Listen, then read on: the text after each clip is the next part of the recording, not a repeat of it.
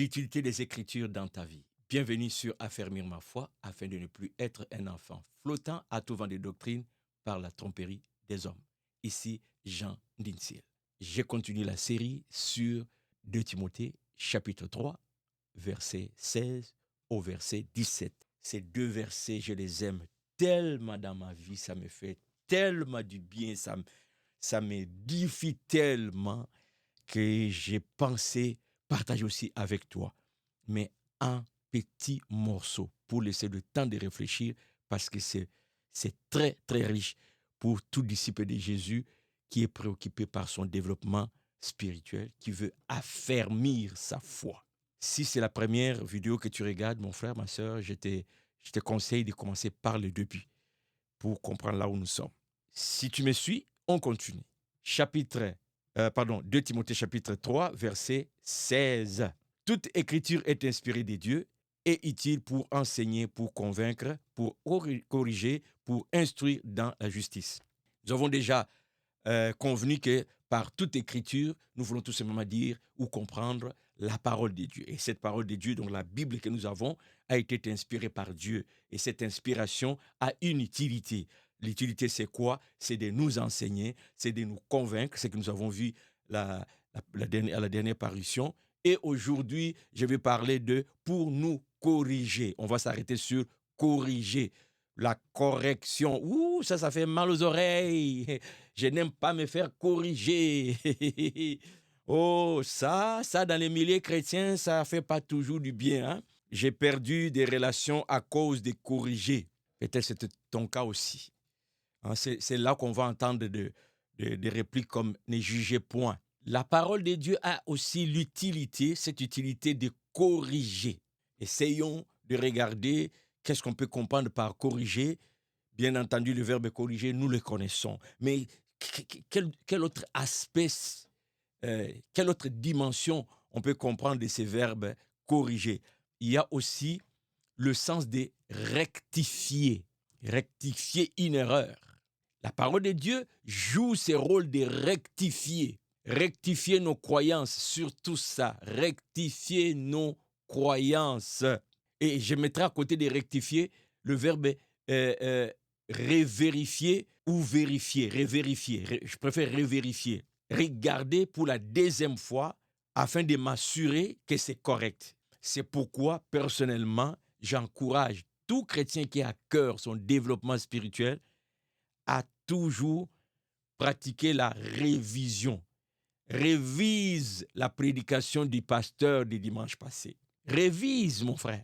Réécoute ce qu'il a enseigné maintenant que c'est possible de les avoir en vidéo sur YouTube ou c'est pas moi dans ton église, comment c'est fait. En tout cas, les prédications peuvent être enregistrées. Et si tu peux réécouter, réécoute. Durant la prédication, tu prends des notes. Tout ce que le pasteur cite comme référence biblique, note. Chez toi, tu fais la révision maintenant avec la Bible ouverte. Tu vas voir qu'est-ce que le pasteur a enseigné et qu'est-ce que les Écritures disent. Ça peut corriger quelque chose que tu avais mal compris en relisant les textes. Tu vas dire, oh, ok. Moi, quand il avait parlé, j'avais compris.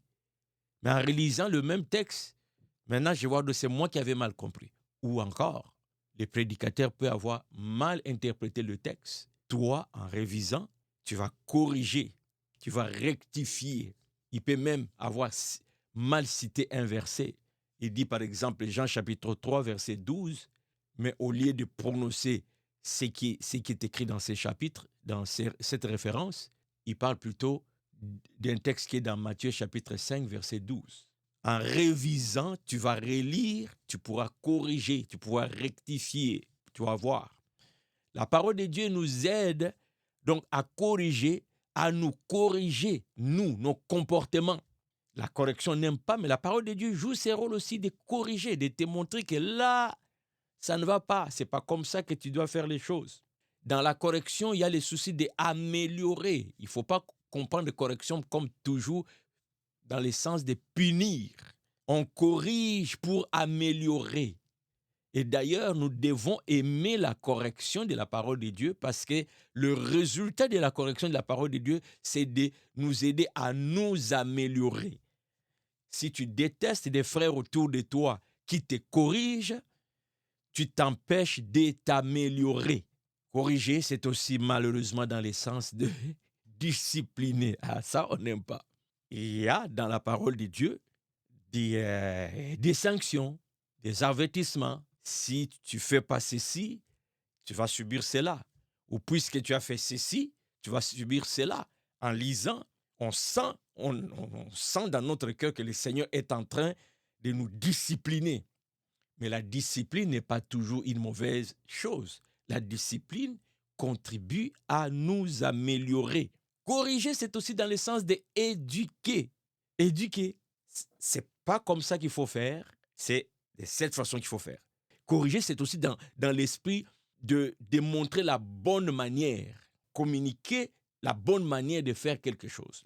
La parole de Dieu nous montre la bonne manière. On trouvera des textes qui nous disent « ne fais pas ceci, mais fais cela ». Par exemple, quand la Bible dit « aimez vos ennemis », c'est nous éduquer, nous montrer une manière de vivre.